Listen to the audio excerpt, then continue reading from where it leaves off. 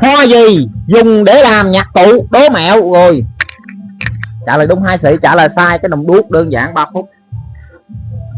Hoa đồng tiền. Hoa đồng tiền dùng để làm nhạc cụ, có tiền mới mua nhạc cụ được phải không? Ừ.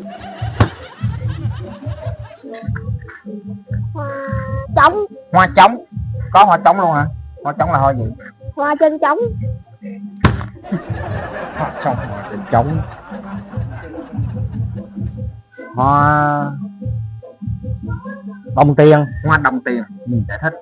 Nó có trống, nó cười ra đồng tiền. Đồng tiền.